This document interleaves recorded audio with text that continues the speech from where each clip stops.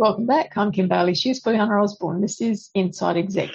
Today we're going to talk about who is responsible for career growth and satisfaction. You know, you hear your friends, you hear your colleagues saying things like, oh, my manager or the organization really don't care about me or about my career and all of that sort of thing. I always think, well, who's responsible for that? And the first answer is always, you are. The person, it's not as important to anyone else other than you as an individual. So you've got to be clear about what is it you're looking for in a career growth. You've got to be what satisfies you at work, right? Now, having said that, what do you do about it and how do you make it happen? It's really all within your control, and you, the person that owns it, you, the person that drives it. Now, if I'm talking to a leader, a people's leader, I will say to them the same thing about them personally, but I'll say they're also responsible for growing their team's career and satisfaction. But I want to emphasize that I do not give any less than 100% responsibility for personal growth to the person themselves, because you owe it to yourself. It is important to you and you need to work with it. Funnily enough, if you take that approach and your manager takes the same approach that they're responsible for you as their team member, you'll find probably the how to make it happen will be very common action between the two of you. They won't be much different. An example of that is when I'm talking to my manager or I'm talking to one of my team members, I should be very much across. What is it you're looking for in your next career? Right? At the moment, you're doing this. What do you feel like doing? And it's also your responsibility to say to your manager, look, I'm doing this and I really like it. I haven't been here that long yet, so I'm not talking about tomorrow. But eventually, I like to, at the moment, I'm thinking of, growing to do this or getting skills in another area, whatever. Communicate that. And then don't just leave it at that and think, oh, I told my manager, why hasn't she done anything about it? And as a manager say, well, you never told me, or, so you got to then come up with what is the action plan. Take it to the next level and say, all right, so in performance reviews or when you're meeting to talk about things about you, come up with ideas. Look, I was working on that project, and remember how I said I really like to get a bit of an idea or get more skills in this bit here. Would it be possible if I worked on that project doing that bit, because I can learn from these guys there, and then I can also input because I've got this bit here that I can add to the project. So be actively involved into suggestions. Likewise, so they're exactly the same. You're the leader. So you say, look, Tom, Mary, whoever it is you're talking to, remember when you talked about that? I know you're really busy and you've got a lot on your plate, but I'm just going to put it up. It's up to you. There's a project going on in this other area or in my area. How do you feel about participating in that? And this is what I think you can put in, and this is what you can get out. Again, see, they actually exactly the same solutions and the same actions.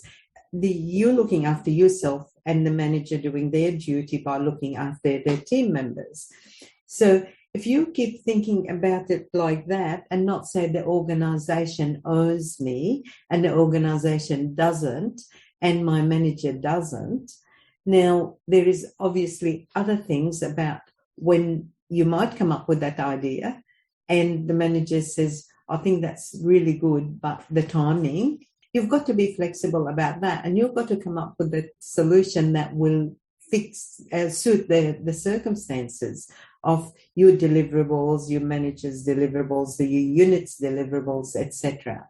Other things can be about, I want to grow my career and I was thinking of doing this training online or doing this course, and would that be okay? I can I don't need any time off, but I was wondering if that can be sponsored because it has a cost attached if I pass or something like that. The manager can again use the same thing. Remember, you said this, there is this in-house initiative or course that's done regionally, nationally, globally, whatever it is, and come up with those. So you've got to find some things that help you get satisfaction at work and growth that doesn't always cause you to completely abandon your job and do something else or cost a lot of money.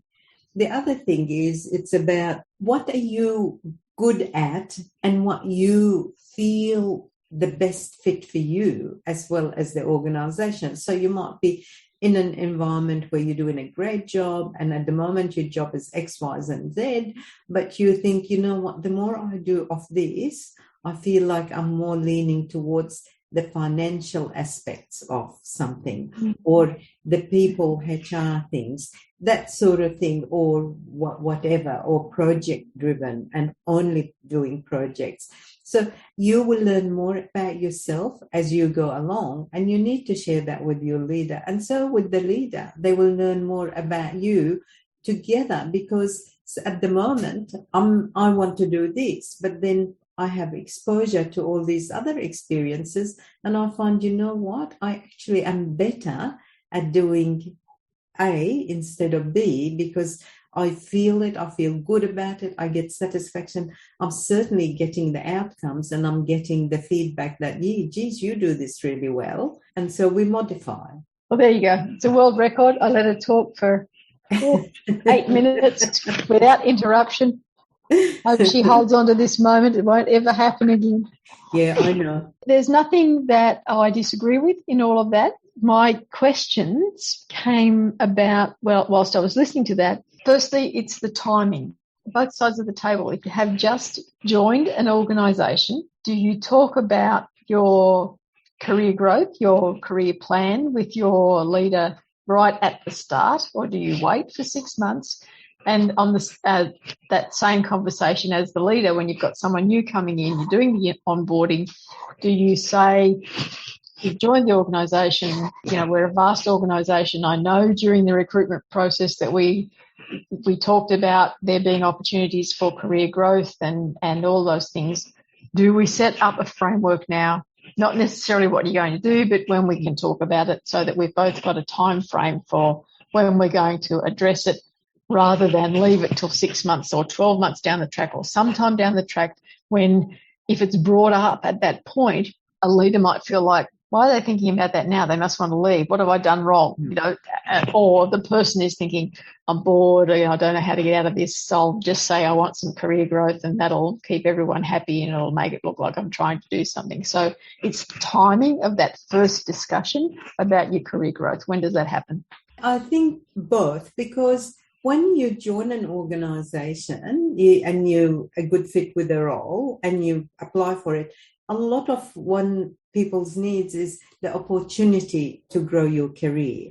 So you're right in what you said at the beginning. So it'd probably be appropriate to acknowledge that both, yes, the manager saying, yes, we have the opportunity, and the person say, I would like the opportunity. But don't come onto a plan too early. That's not. Your focus at first, both from the person who just hired you and yourself, is this is the job I signed up for. Let me focus on that.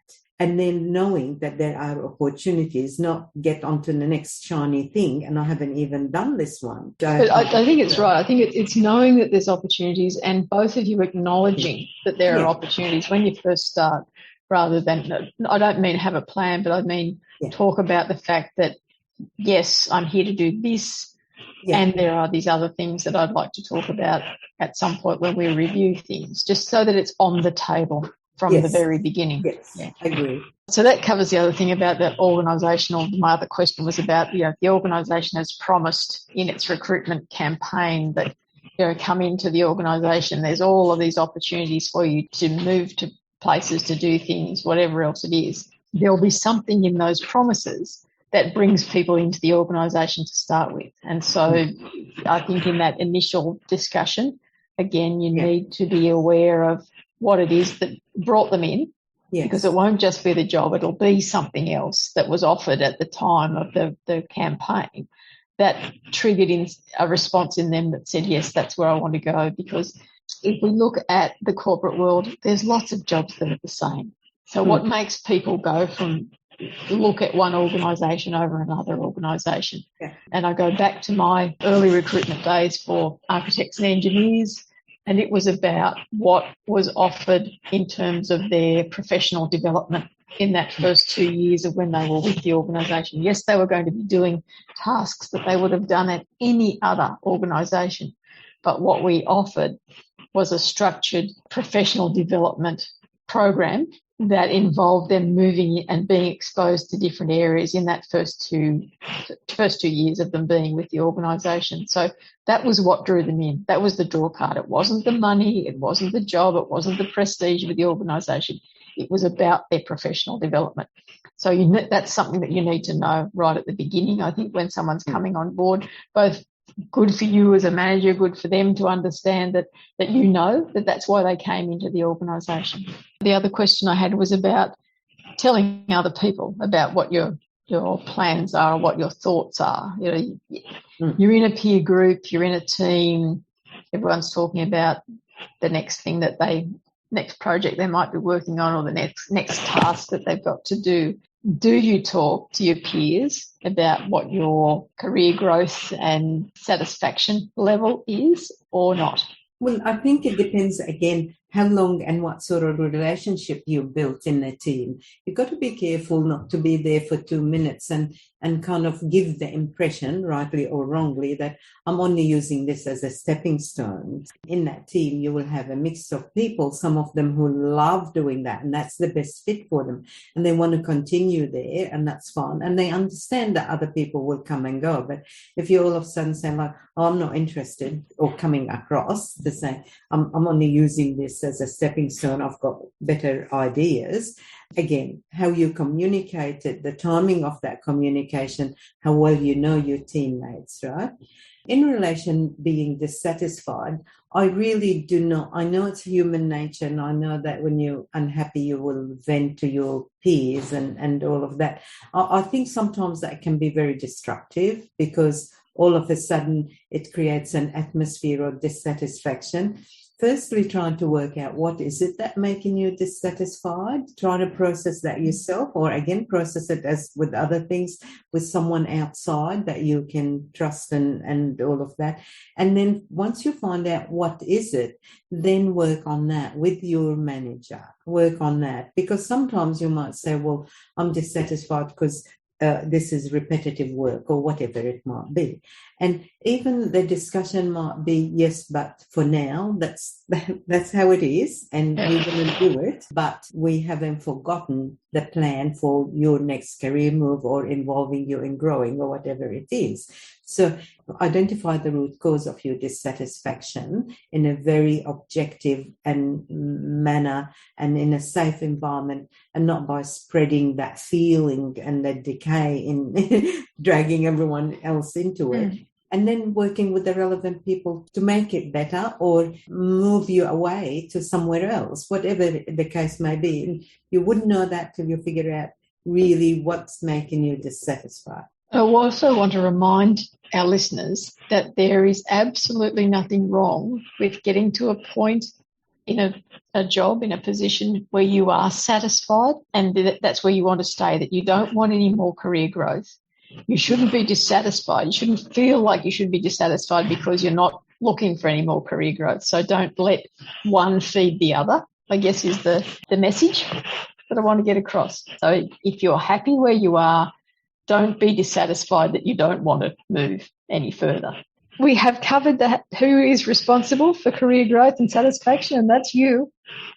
No two ways about it. You heard her say it a number of times. So I will leave it there. I'm Kim Bailey. She's Fulyana Osborne. This is Inside Exec.